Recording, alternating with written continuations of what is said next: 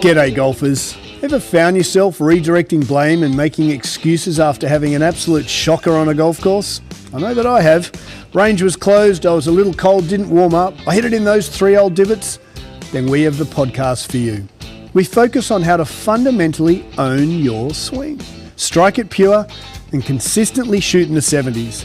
Be it if you're a weekend hack, retired and playing daily, a school phenom or a tour professional. We present and discuss facts and physics pertaining to golf, trying to keep our ego and opinion at bay. We dispel myths such as keep your head down, bend your knees, or my all-time favourite, game improvement irons. So stop drinking that mythical Kool-Aid and have a sip of ours. I think you'll find it both inspiring and refreshing. I'm Scott Young, founder of Swing, PGA professional and ex-tour player. And together with physical therapist Dr. Sean Joyce, welcome to Pivot the Path. G'day golfers and good morning, SJ. Yeah, good morning. How was the scoot up? Starting to get chilly. Starting to get just chilly. Just a little bit, but excited for today, a little bit different. This is our 50th episode. We've got a special guest. I'm pumped. Yeah. I'm like a 10-year-old in a candy store. Same here. I know, I've never seen you this bubbly. I know, I'm pumped. Well, I looked up to this guy a lot, and it's pretty cool to have him here. So, quick recap. You're away at a wedding down in Kentucky. Yeah, that's correct. Kentucky bourbon. Was one there of a my couple of best those? There were a few going around. There were a few. Nice. It was lovely. Really nice wedding. Great to catch up. Where were you in Kentucky? In Louisville. Oh, nice. Kind of the unofficial capital, I suppose. Yeah, not totally. The official one, but it was great to be back. It's been a long time, so always good to catch up with some old friends. Perfect weather. No golf though. No golf. That's it was tough. Perfect weather for it. It really was. You didn't want to wick out there after a couple of bourbons. And I always try, but the boss shut it down. No dice. Yeah. Well, let's get straight into it. So news from the fairway. US Tour hasn't got a lot going on. Actually, I was just speaking to this lovely chap who's joining us, and he was mentioning that the events that I actually didn't realize this, the events that are going on now actually do rejumble the outside the top 50. So if the guys playing the tour events now do get their rankings re-ranked if they play well. So I noticed Ricky played on the weekend. We don't usually mention the tour that's going on now. It's kind of a nothing for us, but maybe we should start doing that. Yeah, so not off season. It's not. Oh, that's what quite important. This chap was saying. Yeah, Liv's nothing going on. LPGA's nothing going on. DP Tour, Mr. Hatton got it done. Loves that old course, the old tour. True. Yeah, it does well there. He's doing well. Yeah. Well, shall we get into it? Let's do it. 50th episode, we wanted to do something special, and I had the privilege of kind of undershadowing this chap. He was the old man of our group. And I think this chap is just the epitome of professional golf. So let's get into it. So this particular individual has played on about 3 different continents: Australasian Tour, Asian Tour, Korean Tour, US Tour. He's played in some majors, and I just think the world of him. And has seen and has won on many different continents, and then has flipped a switch and gone on to a caddy role on main tour and top 50 player, and I just can't express how much I think Andrew is just brilliant. So I had the pleasure of sharing lots of Golden Corral healthy meals when we were back doing it. And never-ending buffet. Never-ending buffet. And so we welcome Mr. Andrew Tschudin to Pivot the Path. Thanks, mate. What an intro. God, the old Golden Corral. There's the memory. The old Golden Corral. I don't think he was expecting that to come out this early. Welcome, Chuds. And we didn't realize it was 4:30 in the morning where you are. So, mate, you're a trooper for getting up so early. No, it's all good. So we wanted to fire a quick little get to know you for our listeners out there. And for SJ, Sean's just met Andrew. So we're going to fire quick. I know it's early, but we're going to fire a quick little intro to who is Andrew Tschudin, who is our masked singer here. So we've got a New York quick minute here on Pivot the Path. Chuds, city you were born, where'd you grow up? So city I was born was actually Adelaide. Born in Adelaide. Spent like 6 months there, and then grew up in Melbourne. And Melbourne, yes. And currently call home where? Nashville. Nashville, Tennessee. Yeah. Nashville, Tennessee. Yeah. That is fantastic. Favorite course you've ever played? I had some good ones, but I always go back to the old Melbourne Sandbelt. You can't beat it. A place like Kingston Heath, I think is fantastic. Nice. That'd probably be my favourite course. Best club in your bag. What can you count on? I like my wedge, the old pitching wedge. You can be, you can work that around, hit different shots with it, be creative, good around the greens and good off the fairways. So. First set of irons? First set of irons was a Carnegie Clark New Era. Oh, Carnegie Clark. Carnegie Nice. Clark. Yeah. They are old. I can picture those. Carnegie Clark. Yeah. So I used to buy them sort of one at a time and just built up a set. Love it. Yeah. Half set, full set. It just started with a half set, but then filled in the blanks as I earned a bit of money as a kid, and then go and buy a 4 iron or a 6 iron. That's fantastic. I have to find a picture of that. I don't even know. Oh, so I can. those Yeah, are. there. I don't think Carnegie South African. Don't think Carnegie Clark exists anymore, does he? Not sure. Probably Haven't not. seen him in years. Yeah. How many holes in one? 7. 7. Whoa. Yeah. SJ's Nice. actually just pivot for a second. SJ had a hole in one on a par 3. Does that count? Like a par 3 Hole in one on a course. par 3. Yeah, that's pretty impressive. Yeah. Does it count as a hole in one though? Of course. On a par 3 Judes, course. he's Yeah, all of over course it. does. All right, All nice. right. I like that answer. Like Yeah, that answer. Best shot you've ever played? Well, probably one of those 7. They're always pretty good when you have a par 3, and you make a hole in one. But maybe the best shot I made was actually a par 4 where I had a hole in one. Yeah, driver. And you might have even been at that event. I Scotty. was there, yeah. I was there. I Really? wasn't on that hole. I wasn't in front. I think I Yeah, was you probably heard it. 2 holes in front. Everyone went ballistic. Yeah. That's awesome. So yeah, very lucky to knock a driver up. And What about Yeah, best shot you've ever seen? That might be it, actually. yeah, that one was good. I've seen a lot of good shots. Seen Cam hit some great shots, off concrete and all sorts of things over trees. But probably the best shot I saw was a guy by the name of Jared Mosley years ago when I was playing in Australia, and he had an amazing short game. We were playing the Australian Open at Moona Links. We were playing the 16th hole, and I'd been hitting, fairways, greens, 2-putting. He'd been hitting, rough, getting up and down from everywhere, and we're about the same score. We get to 16. He's missed the green, short of the green. Probably still had 30, 40 metres. Walked past his ball, and his ball was in a divot, and he had to hit it sort of high over a bunker and then downslope to a pin. And I remember my caddy saying to me, a mate of mine who was caddying, let's see him get this one up and down. Well, he got in there and he was looking sky high, and he hit this 60 degree that went straight up in the air, landed soft and went in. Couldn't believe it. So That's that was awesome. probably one of the best shots I've seen. That's Yeah, awesome. nice. That's awesome. Yeah. Mate, dream foursome. Who would you have in your 4? Honestly, I would love to have a game with my dad and 2 of my good mates. We have lots of laughs. Love it. So yeah, I think that'd be my dream foursome. Love it. Favorite musician? Who have you got? Well, being in Nashville, I don't mind the old country. We love country here. Yeah. Morgan Wallen at the moment is pretty good. Luke Nice. Combs, a bit of a country fan now. Yeah, nice. love it. Car guy? Do you enjoy a vehicle? If you had a dream car, what would it be?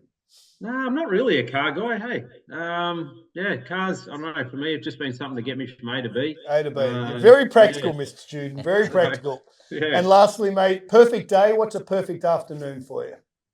Oh, perfect afternoon would be probably on a river somewhere, mate, with a fly fishing rod in hand.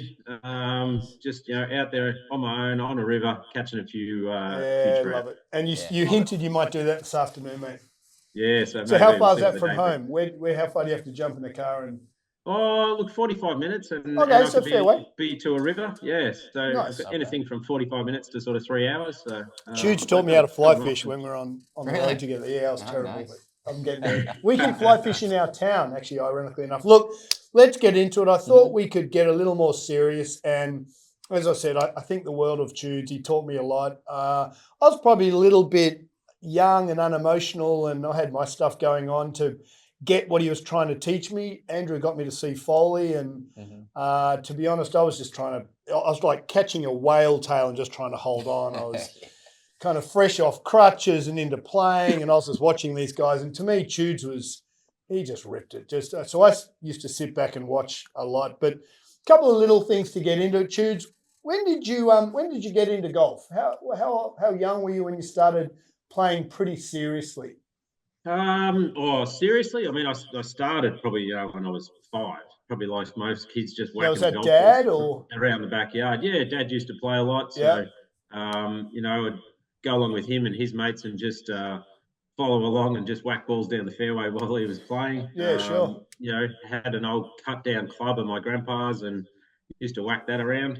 But yeah, like most kids, played most sports, but yeah, golf was always a lot of fun. And when did you Um, think, Jude, when did you think, wow, this could be actually what I do? Was that 15, 16, 17 years of age? Or when did you think this could be your, I think it was a career? bit later, actually. I played a lot of football and cricket growing You up, played so AFL, right? was yeah, like AFL and cricket, and probably you sort of finished those at 15, 16. So I think it was closer to probably 18, more after school, and I was starting to put in a bit more time into golf, Yeah. um, yeah, then sort of thought, oh, this would be a pretty cool way to make a living. So.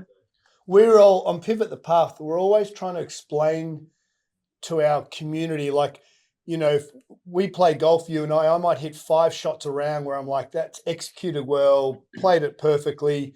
They all think they're going to hit perfect shots.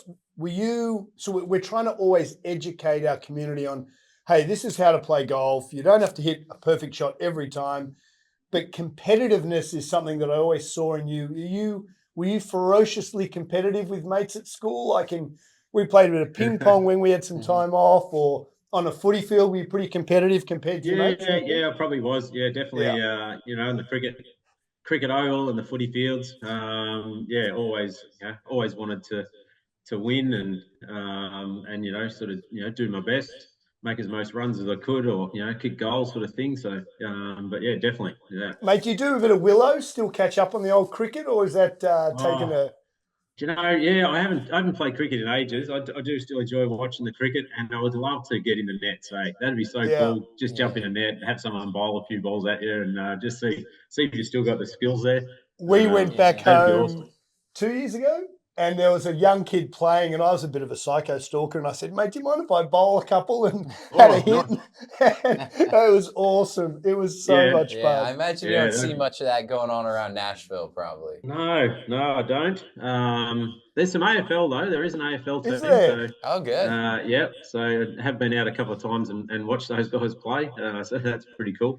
But Is I it haven't seen much cricket. is Yeah. it is it a roll up? Can you roll up and have a go or not? Yeah, probably. If I wanted to have a game, I probably could pull on the boots, Oh, but I'd be too scared to do a hammy or something like yeah, that. that's Knock out right. Caddy. Yeah, you gotta. Love it.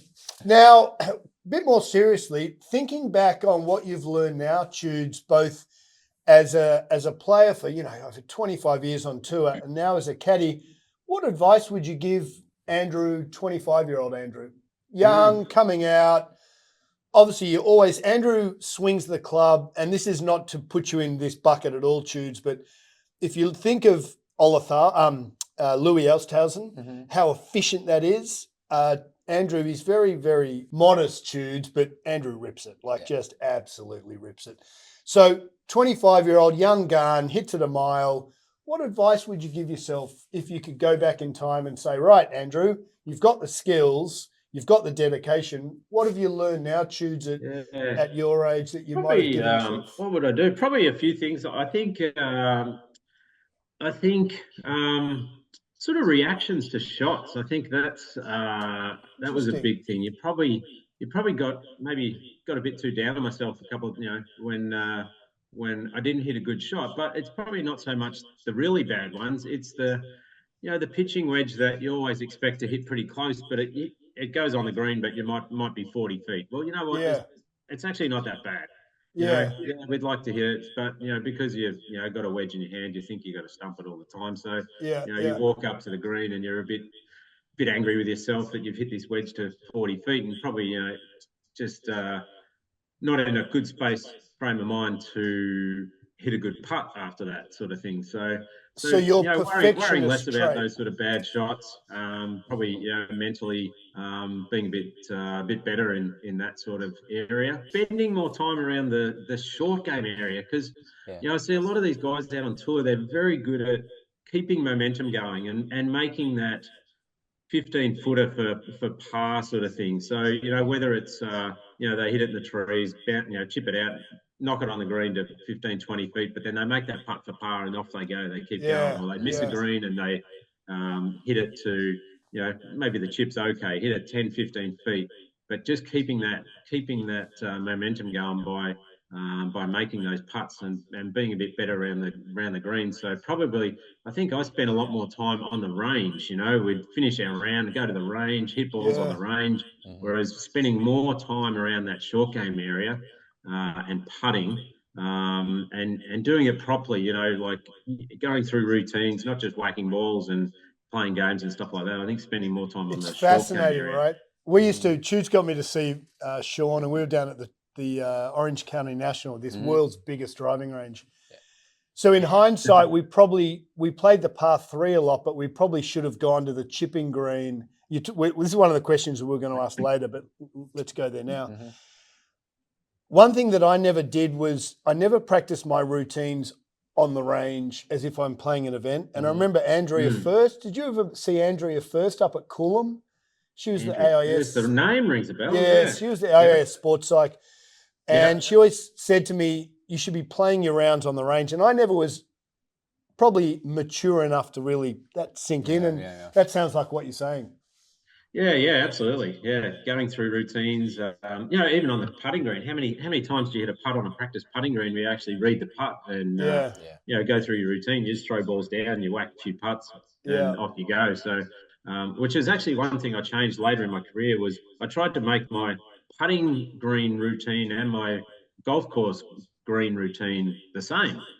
So I would read putts on the putting green and try to make that very similar. And actually, funnily enough, became a better putter, made some more putts. Yeah. So yeah. And do you think, Chudes, you've learned more? Bit of a macro question.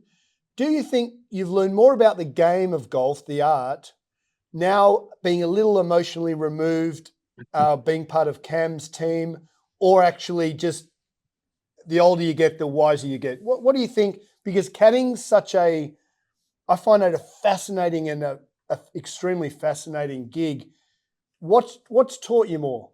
Being on the bag or just more around, seeing more players? Yeah, maybe a bit of both, but probably more caddying, actually. I have said to a few people, I actually wish I'd started off my golfing career caddying for a few years. I get you on this. Cool. Yeah, I think that would have been a good learning experience and probably maybe help with more of that emotional sort of side of the game. Things actually aren't that bad. As a caddy, if you're getting it on the greens, then okay, we can work with that.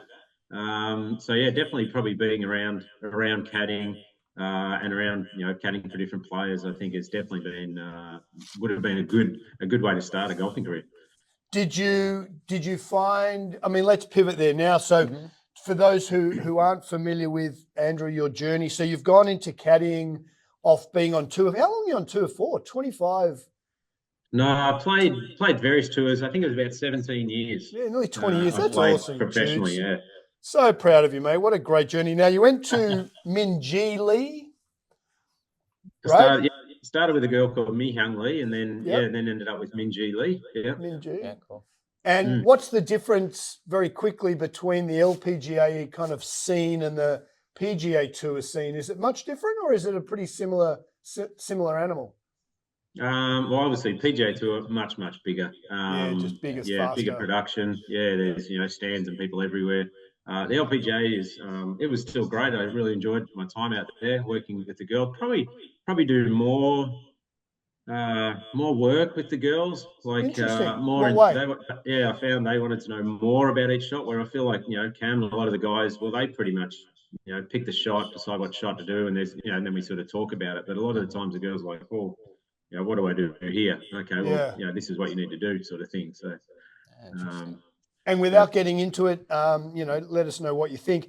Why the shift from the girls to the guys? Just you wanted a bigger stage, bigger opportunity? Yeah, just I met Cam. I caddied for a tournament with Cam, and it went really well. Yeah. And then I didn't sort of see Cam for a year. He went and played Canada, and then he asked me back to caddy at Q School, and we ended up just doing the Australian Open just more as a catch up and get to know each other again. We ended up winning, so that was good. And then he just sort of asked me if I wanted to sort of continue on his journey with him. So I That's thought, so yeah, cool. that'd be Really cool. How I can old's see, Cam? he was a great player, and so it's been great. So little maybe even a little homework for yourself, Jude. So we've Sean and I are building a community where we really believe that everyone can own their swing, right? It's a personal journey. I'm still trying to play a perfect round of golf, and I've had 8s and 7s and 6 unders, but I've never walked off the course and thought, oh my God, that's mentally perfect. So we're trying to explain to the community, and I think this is indicative of the media, is every golfer thinks that these tour players hit perfect shots, 16 greens, and we're trying to, and so we've been following Min Woo Lee and Will Zalatoris every week to show how fluctuating it is. Yeah, right. What are there any practices that you've brought to Cam's game that he wouldn't have maybe brought to his game himself that you can really be proud of and say, hey, I've maybe got Cam to look through the lens this way, because you've been around the block and you've experienced so many wonderful things, which is so terrific. Yeah, with Cam, I don't think there's probably anything that I could you could look at Cam's game or that and go, oh, that I introduced that to Cam. Yeah. We bounce a lot of ideas off each other. So what does that mean? What do you mean? Course management sort of stuff. Even drill stuff. Things aren't going too bad. Maybe some drills, or just some drills on putting greens, that sort of thing. So on tournament or pre-tournament? Pre-tournament, definitely, yeah. But I find with Cam, and also probably with Minji, is they're coming out of these like the Golf Australia programs, and they get a lot of good coaching, and they come out ready to play pretty much. They've had all the work with coaches. They've worked on routines, pre-game, pre-shot, all this sort of stuff. So it's more sort of bouncing stuff around, probably more on golf course management side. I would be more involved with that sort of side of things. Interesting. But then, probably there's been occasions where I've worked with players who sort of haven't had that background, and I feel like I've probably had a bit more influence on them, with different shots or coming up with practice programs and stuff, helping maybe guys and girls that have been more on like a development tour type area, trying to get towards the LPGA or PGA, or trying to get to the next level. So who sort of haven't had that academy sort of background and growing up, and so spending some time with them, introducing them to some practice routines and ways to practice, and then different shots to hit, or different options for shots to hit on course as well. Sort of had a bit more influence there. Do you think the Australasian tour, just pivoting here a little bit as we do you think the Australasian, what we're producing in Australia, is an even par with the college? Maybe not in the competitive reign, but in the probably, yeah. I don't know. Like, it's a very good program, and we do have some good golfers. But I feel like at the moment, the Australian golfers, maybe there's not as many, coming on as what there used to be. For whatever reason, I remember, when I was growing up, there was quite a healthy. A lot of Aussie golfers, tons of Victorians, coming out, playing on tour. Even after that, even when we were out playing, there seemed to be a lot more Aussies that would just jump on on a plane and come over to US and give it a crack. I feel like looking at some of the leaderboards around the world, there are less Aussies, playing these tours.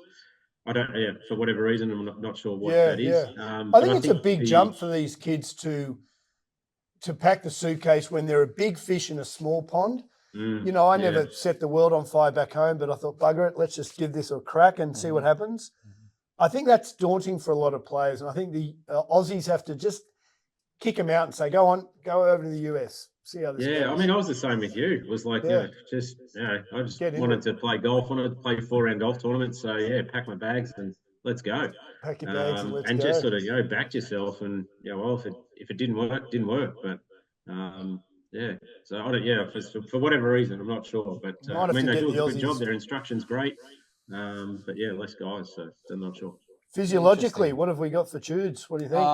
So I've got a couple questions, both, well, for you and also just from a caddy side as well as a player, but this is a bit for both of you guys. So when you were back playing professionally as yourselves, the players, versus now you seeing Cam playing, what was the preparation differences you'd see, say, then versus now, both before and after playing? Probably similar in some ways. I used to do a pre-round, little stretching workout sort of thing before I played. And then we would also do some gym work. So we would go and find a gym in the town that we were playing in. We had a lot of fun. And was it you guys just doing it yourselves? Was there anyone there to guide you through it? No, or it was us. assess you? Remember we were into that, it was the Pirates. I can't remember what university. There was 20 bench presses. And we all walked in as Aussies this is insane. One of the college football. It was massive, and had all these benches and weights everywhere. I think we did pretty well. We certainly ate well, but Andrew and I were probably, Weldo guy. We try to get Weldo doing exercise. You and I were always pretty diligent. If I be honest, I don't think we certainly, you've created a platform in here where we're trying to get people out of stretching and get them into loading and understanding that if you're stretching, it's too late. We're trying to change the narrative. So it's probably pretty old school what we did. Yeah, I think so. Yeah. I mean, I had a program from someone in Australia and I basically brought that and I did a program for, I don't know, maybe a year, So there was really no, change in it or assessment or anything. I didn't sort of have anyone with me on the road, a trainer as such, but, looking at the guys now and what Cam does, it's so much more specific and it changes, weekly, daily, depending on how his body is. And obviously they have, gyms and everything available every week on tour. So the access to these sort of things is a lot easier. Has Cam a physical therapist or a trainer with him? Yeah. Cam has a trainer. Would you say that most of the top 50 do? I would think so, yeah. Most do. Yeah, would have a trainer, physio, masseuse with them on the road, yes. Yeah. That's awesome. And is he spending time with, you say, the trainer and even the masseuse as well? Is this a daily basis in tournament times? Yeah, daily basis. So, if his trainer's there on a Monday and Cam gets in on a Monday, he'll go and see him, just work on the body. And then Tuesday, pre and post round, same Wednesday, Thursday, same every day. So they're always seeing physios, masseuses, and keeping their body in shape. Mate, what about you? You've got 30 pounds on your back and 6 to 10 Ks a day. How's the body? Body's doing all right, mate. Yeah. Do you work on anything? And it's something that I do, want to look after because I enjoy what I'm doing. I want to do it for a while. So I continue to work out. So when I'm on the road, I'll work out. I enjoy doing some yoga, that sort of thing. And then got into. Do you wear lycra Tschudin? Sorry, mate. Do you wear lycra pants and That's the last thing I'll be wearing, mate. Just a pair of shorts and a t-shirt. It's good enough. Come on, Tschudin. I can see full length bike pants. Yeah, no chance.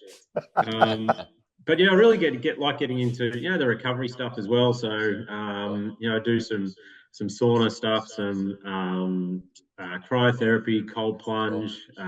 That's great. Using Normatec, that sort of thing on the legs. So I have an interest in that, and just trying to eat as healthily as I can as well. Yeah, it's great. Do you have access to the same facilities the players are using, and even some of the staff as a caddy? Not really. No, it's generally players. Players have their sort of set up on tour, and that's generally for the players. but I've started to just stay at certain motel chains that actually have a gym in them, so I can use that, or if not, just go and find something in Anytime Fitness or somewhere where you can just go Yeah, and yeah. pay for a day Sure. session and go and work out. So Nice. When you're, getting back to player versus caddy, what's the biggest thing you're learning like we're all golf nuts, right? We're all trying to just love this game. It is I believe it'll never leave you. I think the day you stop learning is the day you give it away. You always struck me as very passionate and a golf lover. Is there any things that you're starting to, like, what I'm trying to say is, have you ever been in mid-round and then you've gone, oh, that could have helped me on the Aussie Open 10 years ago? Like, are there any, because you're a little bit removed, which I think is so fascinating, have there any been aha moments where you've gone, oh, that could have helped me on that shot, or I did this or that? Do you know what I mean? It's such a I think I know what you bizarre. mean, but no, I haven't really had any moments, recently or since playing where I've thought, oh, I wish I had done that, Yeah. years ago. Outside of maybe gone about things in a different way, what I was doing back then, but sort of nothing's come out. And you still Um, play, Tudes? You still get out and have a hit yourself? yeah, I still play. I probably play, I don't know, 6 to 10 times a year, sort of thing. Not a great deal Yeah, compared to not a whole we lot. used to whack it around every day, but I enjoy my fly fishing a bit more these days. Yeah. Do you So, enjoy playing? yeah, I On enjoy the it. I just, it's more of a social thing now. I think I've got past the when I go and play that I can still play. I just enjoy it, and if I shoot a couple under or 6 over, I'm a lot less emotionally attached to it, and I just enjoy going out and having a game with my mates or whoever we're playing with. So. Yeah. Yeah, cool. Do you see yourself playing as hopefully you're out there for however long you want to be out there for, but when that slows, do you think you'll still play every week, when you're 70, 60, 70 years of age? Yeah. I hope that the body's still good and I can get out and keep playing. I think it's Ah, something mate, that you'll be good you till know you go, Tudes. You'll something be that good. I've always loved doing. So yeah, I can see myself out on the golf course, for as long as I can. Yeah. Yeah, really Yeah. cool. I do have another just question for you. Backtracking to a while back, just talking about your influence, on the players themselves, being largely a lot of it like before in preparation and afterwards in course strategy. But now that you're on the other side of the bag, like how do you kind of help manage the player in the really pressure moments, like on course, need to make the cut, or maybe a win is on the table? How do you go about that? Yeah. I guess it's a lot of reading the moment, reading the players, seeing how he's reacting. Sometimes they might need a little bit of a pump up. Sometimes a bit of a sort of calm down. But there's a couple of questions that sort of I ask myself. I ask even Cam. It's like where are we at the moment, and what do we need? Yeah. Okay, where are we? Where we get things are going well. Cam might respond something. Hey, I'm feeling good. Everything's going all right. Okay, cool. Let's keep going. You mean emotionally or actually physically leaderboard? Or both? Probably more emotionally Yeah. and maybe physically, not so much, as in a position on the leaderboard. But yeah, he might be, as I say, in a really good frame of mind. His body's working good, so okay, let's just keep going. Or he might say, geez, I'm not feeling this at the moment, or feeling that, and we might just adjust a couple of things. All right, all right, let's just work on the process of this shot and see if we can get 10 out of 10 for a great process, and Yeah. then just keep moving on That's like all we that. talk about. Yeah. Process. Yeah. So we work probably a lot on processes, and I Yeah. think that's pretty big. If you can nail your process, your routine, your start line, you're picturing your shot, that sort of thing, and then sort of not react so much to that. Okay, good process. Let's see if we can repeat that, and then I think you sort of build a bit of momentum, and you can get back into things pretty quickly. Yeah. So, like Tyrrell Hatton just won, and there's a chap who has a bit of a hot head. Are there times where, and I don't know Cam at all, are there times where, it might be bogey, and he's a little hot under the collar? It must be very difficult for you to know when to kind of jump in and say, hey, buggerlugs, where are we? or do you just let him simmer? Like, how do you read that temperature between you two? You guys got to be pretty good mates. Yeah, yeah, you've got to communicate. Yeah. So that's always a big thing. A lot of the times, when people are getting angry or anxious and that, you tend to go inward, and then the communication drops off. So we'll try and keep that communication up. You know what? Sometimes after a bogey or a couple of bogeys, just let them go. But if you see it start stewing into reacting about shots and stuff like that, then it might just be just a quick, hey, but let's just watch the reactions, or come on, let's get back to process here. You might be playing really well. Yeah. There's no need for this at the moment. So yeah. That's interesting. I remember watching Cam's post-round interview this year when you guys had won. I think it might have been the Rocket Mortgage Classic. It was in Ohio. Yeah. Hopefully that's the correct one. We'll have to check that. But I remember he was pretty emotional afterwards, and he was talking about, even just a couple of weeks leading up to or almost right before the tournament, he just didn't feel like he kind of had his best game or was in the best place. But then he turns around and wins a tournament. But for those like kind of slumps that a golfer might have, like now you're on the other side of it, how do you kind of help manage and push them through those tough times? Yeah, that was that was a good win, and I think like a couple of weeks earlier, things were not going the best for him, and a couple of weeks earlier it was we actually sat down beside one of the greens at the US Open, and Cam was sort of opening up about how he wasn't getting much enjoyment out of the game and things do we just take some time off, and then 2 weeks later you win a golf tournament. I mean, that's how quickly things can change. In golf, as you guys probably know, you can just sort of find something, and so he was able to turn that around. Which probably gets back to what you were saying earlier, if correct me if I'm wrong, when you said you probably needed to look inwardly at 25-year-old Andrew to say, hey, bud, just pump the brakes a little bit. Yeah, you know what I mean? Be a little more patient. Sometimes things get, with emotion, that they get blown out of proportion, sort of thing. And even during that time, I mean, he was sort of playing just on the range was our preparation, everything was pretty good, but we just couldn't sort of take it to the golf course and get on the golf course, and then just with extra anxiety and stress and stuff like this, he just sort of, it just wasn't happening. So it's hard to see you're actually doing a lot of good things off the golf course. Everything he was doing was really good. He looked like he was swinging it great, but just getting it on the golf course and getting it to happen on the golf course just wasn't happening there for a period of time.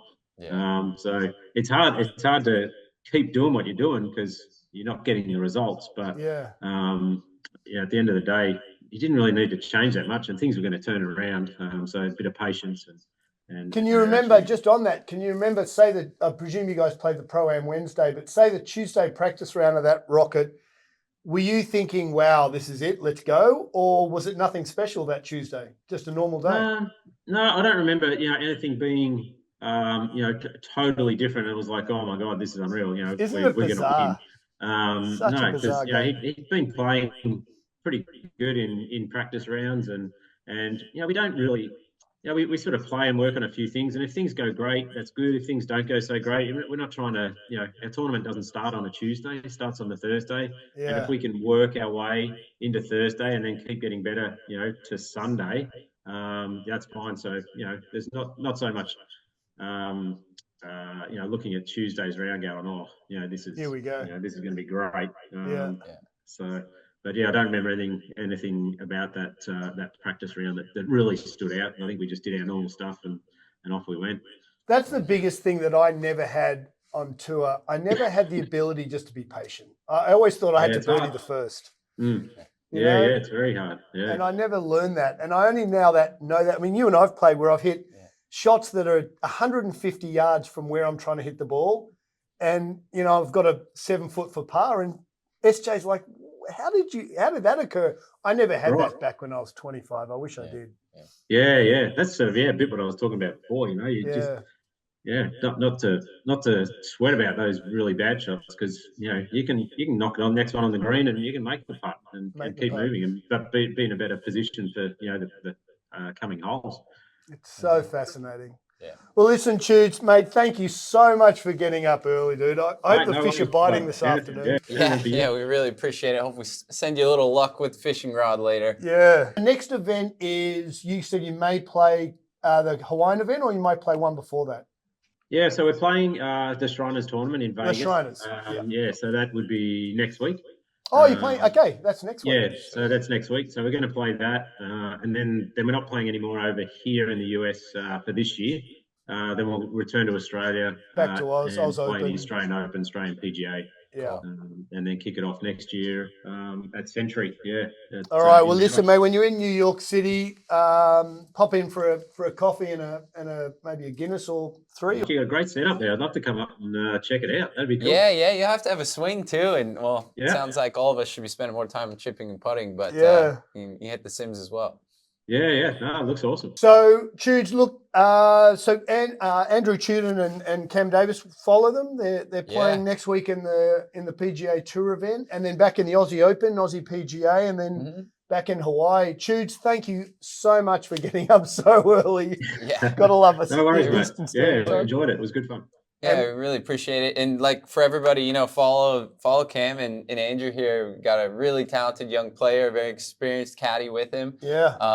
So keep an eye out for them coming up. And to you guys, I want to open an invitation. If you guys are in the area for any tournaments or anything, like come in here. We'd both love to screen you guys, help you out if there's any injury stuff going on. And I think caddies probably don't get as much love as they need out there. So give you a hug, yeah, we'll come. We'll take care of you, give you some stuff to do, keep you feeling well and carrying the bag a long time. So beauty golfers, thanks for listening.